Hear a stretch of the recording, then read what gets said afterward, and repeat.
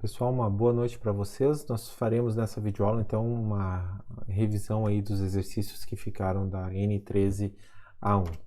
Então, o exercício que a gente tinha então proposto era o seguinte. Então, a gente tinha um arquivo matriz.txt que tinha um formato, um arquivo texto, que tinha um formato para manter uma matriz registrada. Então, na primeira linha desse arquivo, nós tínhamos as dimensões da matriz separadas por espaço, na mesma linha.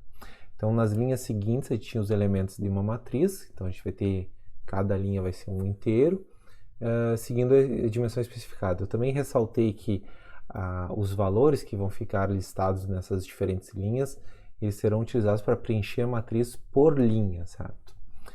Então, considere então que o número de linhas e de colunas não pode exceder uma constante de Max, que a gente vai ter a nossa matriz declarada, esse vai ser o tamanho máximo. E aí fazer um programa em C que lê o arquivo texto acima, armazenando os dados em uma matriz, e aí depois imprime a matriz na tela, no formato de matriz, troque os elementos negativos da matriz por zero, e depois grave os elementos da matriz modificada no arquivo binário matriz.bin linha por linha. E depois lê o arquivo matriz.bin.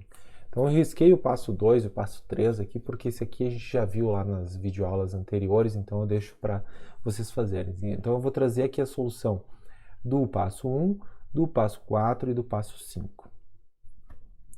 Então, olhando primeiro para o passo 1, a gente tem que fazer um planejamento. Então, o arquivo texto matriz.txt, ele tem na primeira linha as dimensões de uma matriz separadas por espaço. Então, nesse caso aqui, percebam bem, a gente tem uma matriz que é duas linhas e 3 colunas. E aí depois, nas linhas seguintes, temos os elementos da matriz inteiros com a dimensão especificada. Então, através da multiplicação desses dois elementos aqui, que a gente vai ter a quantidade de elementos que a gente tem que ler em seguida. Então, aqui no caso são 6 elementos, então a gente vai ler o elemento 5, o 8, o 9, o menos 20, o 13 e o menos 4. Então, assim, a gente não precisa ter necessariamente todos os elementos um por linha, mas a gente pode ter quebras de linha também, não tem problema. Mas o importante é que os elementos são preenchidos por linha. Então, como a gente tem 2 linhas e 3 colunas, os 5, 8 e o mais 9 ficam na primeira linha, e o menos 20, 13 e menos 4 ficam na segunda linha. Por que eu digo isso? Porque a gente poderia ter uma organização contrária, por exemplo, organizado por coluna, onde o elemento 5 e 8 ficaria na primeira coluna, o mais o 9 e o menos 20 na coluna do meio, e no 13 e o menos 4 na última coluna. Então, a gente vai ter realmente a primeira alternativa, onde os 5, 8 e mais 9 ficam na primeira linha, e o menos 23 e menos 4 ficam na segunda linha, que é uma organização por linha. Bom, então como é que fica a parte da leitura do arquivo? Então, para a gente ler esse arquivo, nós vamos então abrir ele em modo de leitura, e nós vamos ler dois inteiros, a quantidade de linhas e a quantidade de colunas, através do fscanf com o formatador %d. Notem que aqui nesse teste, embora a gente tenha o tamanho máximo de matriz 20 por 20, a gente não tem nenhum controle de que o arquivo ele tem coordenadas, tem um tamanho de matriz que caiba nessa função, nessa variável m, aqui nessa matriz m. Então, para tornar o programa mais robusto, depois de ler esses dois valores, a gente teria que verificar antes de entrar aqui no for, se essas dimensões que são fornecidas, que são lidas do arquivo, são menores do que a capacidade máxima da nossa matriz, que foi alocada aqui como variável local da função main. Então, eu me abstenho de fazer esse teste, mas num programa mais robusto deveria ter. Então, depois a gente vai fazer para cada linha e para cada coluna dessa linha, a gente vai fazer então a leitura de um ponto flutuante, fazendo então com que o reconhecimento, de um inteiro, fazendo com que o reconhecimento desse valor inteiro seja colocado na posição IJ. E aí termina o arquivo. Então, a leitura desse arquivo não é muito sofisticada aqui, não tem muito segredo, digamos assim, porque a função fscanf ela cuida então de todos os espaçadores, Aqui então todos os elementos estão, como a gente pode ver aqui, espaçados tem um espaço, ou um /n, e esses dois caracteres servem de espaçadores para o scanf, para o fscanf.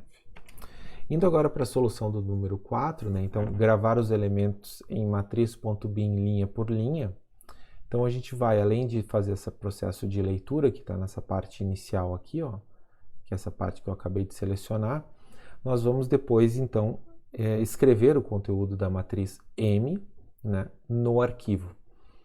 Então, lembrem que a escrita dessa matriz M no arquivo ela vai ser uma escrita de NL e NC, número de linhas e número de colunas que foram lidas, né? Então, a gente vai escrever só o que efetivamente foi lido do arquivo texto.